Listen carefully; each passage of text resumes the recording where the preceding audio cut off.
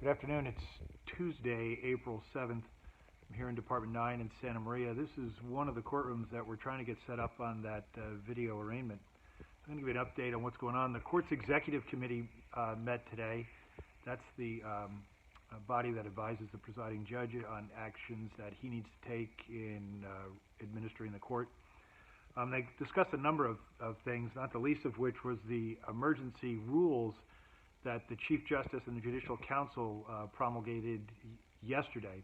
Those are available in an email that I'm sending out with a link, and you can also find them on the Judicial Council's website.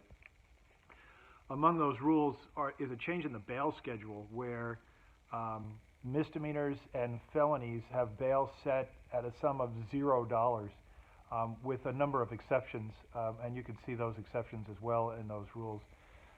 This will have the effect of releasing a number of people who are currently in custody with a bail set higher than $0, obviously. And it imposes upon the court the obligation to set that bail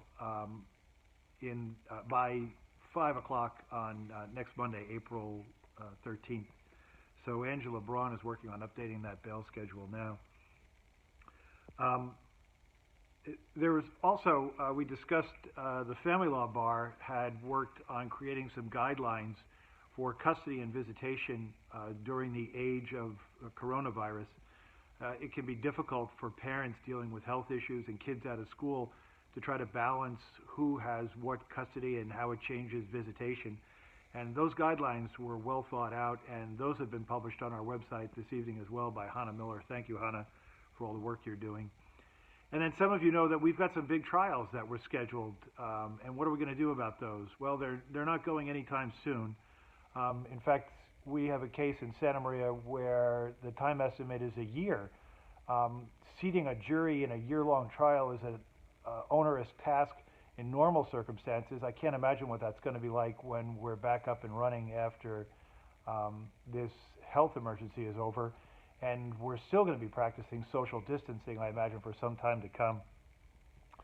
We're currently faced with preliminary hearings, too, that are coming up against their last day. Despite the Chief Justice's granting of authority for the local court to continue those matters for 30 days, you all know it doesn't take long for 30 days to expire. And we're looking at some cases that have a last day of April 13th. So next week, we're going to have to figure out how we're going to deal with those preliminary hearings that have a last day if they don't waive time for those preliminary hearings. And how are we going to deal with the witnesses in those matters? We'd like to use video conferencing, but you know I've been struggling to get that up and running. It looks like Jessica Huber has done a good job in working with the jail and county IT staff to abandon this system. Now, let me show you real quick. The county was using some older equipment that they had, these Polycom units that is behind me. And that was originally anticipated to be used when we were just doing point-to-point with one defendant appearing remotely between the jail and the court. But the pandemic hit. And then we were faced with trying to have multiple parties appear remotely. Well, that Polycom equipment does not accommodate that. And we tried to put the Zoom conferencing equipment or software, which is a web-based conferencing product, across the Polycom. It just didn't work well. And there were a number of people who did not have a role in implementing that early enough on, and some people got their toes stepped on. We started over. They're pulling the Polycom equipment out altogether. They're putting PCs and web cameras and headsets in the jail, and we expect by tomorrow afternoon to be testing that system. So good work, Jessica Huber and everyone who's been involved in that. I'll send out the email today, and you guys can take a look at the links that I've sent in there as well, and I'll try to keep you informed to the best of my ability.